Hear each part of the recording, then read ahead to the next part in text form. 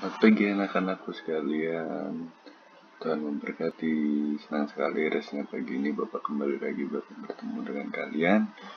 Pada minggu ini, hari ini, kita akan melanjutkan tema yang kemarin. Tema yang kemarin kita sudah melakukan evaluasi. Kemudian kita sudah mengenal bagaimana membedakan baik dan buruk. Nah, beberapa hal mungkin kalian sudah ingat ya bagaimana cara kita membedakan baik dan buruk pada minggu yang lalu. Dan terima kasih pada anak-anakku semua yang telah mengisi evaluasi dan mengirimkannya kepada Bapak pada hari yang lalu. Nah, pada saat ini kita akan melajari tema 3 yaitu Nabi Yakub. Nah, dalam hari ini tujuan kita mempelajari tema ini adalah lebih mengenal tentang kisah-kisah orang-orang zaman dulu yang dalam hal ini adalah Nabi Yakub, untuk percaya kepadanya dengan penuh iman dengan segala berkat yang telah diberikan, yang telah dijanjikan oleh Allah kepada Abraham.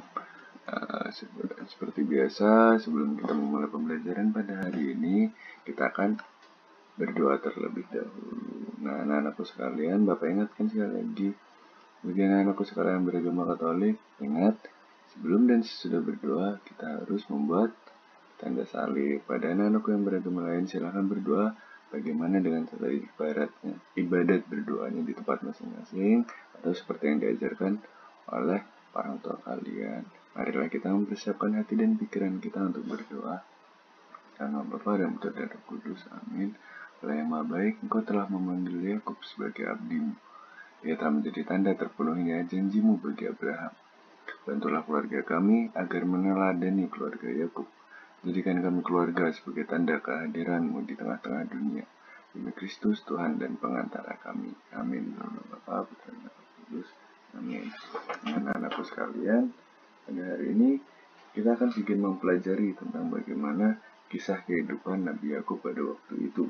Nah, untuk pertama, pada subtema yaitu setiap orang punya cita-cita. Dalam hal ini nanti kalian akan membaca sebuah kisah tentang Nabi Yakub yang mempunyai cita-cita, dan cita-cita itu pun akhirnya terpenuhi. Nah, kita lihat beberapa gambar. Pada gambar di halaman 25 di buku siswa.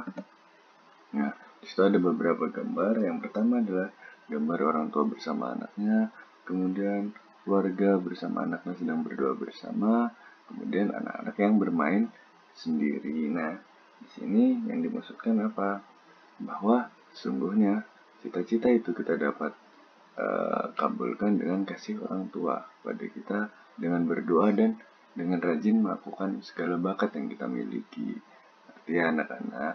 Kemudian silakan di halaman 26 ada subtema Ayo Bertanya. Nah, di sini Bapak meminta kepada anak-anakku sekalian untuk bertanya kepada keluarga kalian tentang cita-cita mereka pada saat mereka kecil.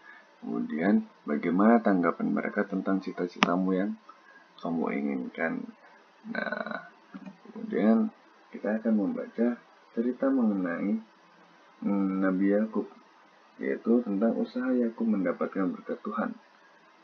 Dari kitab Kejadian 27 ayat 1 sampai 40, Yakub diberkati Ishak sebagai anak sulung. Nah, anak-anakku silakan membaca kisah tersebut di buku siswa kalian masing-masing. Kemudian setelah kalian selesai membaca kisah tersebut, nah di halaman 20 di halaman 30 di subtema C, usaha untuk mendapatkan berkat. Nah, kita akan mencontoh bagaimana kisah Nabi Yakub dalam mendapatkan berkat oleh Allah dan menggapai cita-citanya. Nah, silakan anak-anakku di tema Ayo Lakukan. Di situ berisi nama lengkap, jenis kelamin, hobi, bakat dan cita-cita, serta usahaku untuk mendapatkan cita-citaku. Anak-anakku sekalian, silahkan kalian isi tersebut di buku siswa, di buku cetak kalian ya tentunya, tanpa harus dipindah.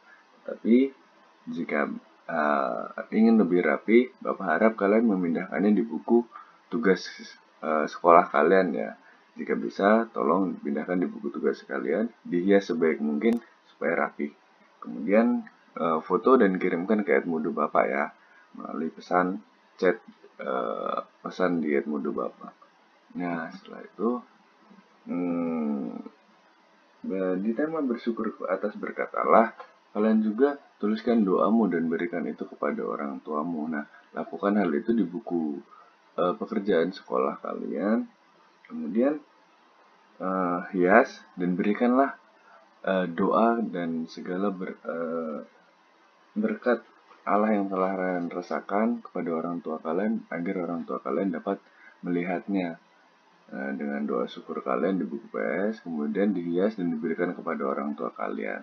Oke, anak-anak mengerti ya. Nah, dalam hal ini, anak-anak, Bapak ingin sedikit menjelaskan tentang Yakub diberkati Ishak sebagai anak sulung. Nah, maksudnya apa? Inti dari cerita tersebut adalah Yakub ingin mendapatkan hak anak sulung dari saudaranya.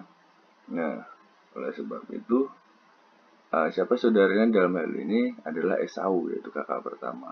Nah, mohon anak-anakku memperhatikan dan mengajak orang tua kalian untuk membaca kisah tersebut agar tidak terjadi salah pemahaman. Sebenarnya Bapak bisa saja menjelaskan lebih dalam, tetapi mungkin akan lebih lama.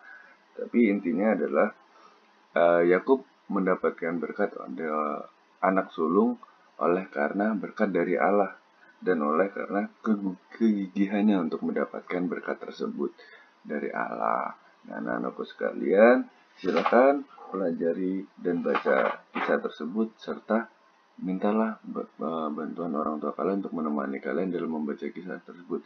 Jika ada yang kalian tidak mengerti, silakan dapat meminta bantuan kepada orang tua kalian atau keluarga kalian untuk menjawab pertanyaan tersebut yang ada di misalkan memiliki pertanyaan tentang cerita tersebut, bisa kalian tanyakan kepada orang tua kalian supaya tidak salah pemahaman dalam pembacaan kitab suci tersebut, lebih tepatnya kisah tersebut. Nah, anak-anakku sekalian, hanya ini yang Bapak sampaikan. Minggu depan kita akan bahas hal ini lebih dalam, sedikit lebih dalam, kemudian kita akan mengerjakan evaluasi pada halaman 31. Tetapi minggu depan ya anak-anakku sekalian. Terima kasih anak-anakku, pada hari ini kalian telah mengikuti pembelajaran pada hari ini. Semoga apa yang Bapak sampaikan dapat berkenan untuk kalian. Jangan lupa untuk selalu rajin berdoa, taat kepada orang tua, selalu bersyukur, menjaga kesehatan, dan rajin mencuci tangan. Terima kasih anak-anakku. Sebelum kita menutup pembelajaran kita hari ini, kita akan berdoa terlebih dahulu.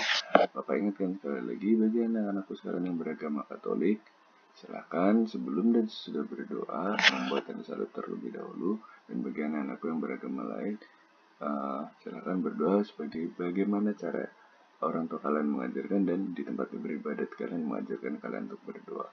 Marilah kita mempersiapkan hati dan pikiran kita untuk berdoa kepada Allah. Dalam nama Bapa, Putra, dan Roh Kudus. Amin.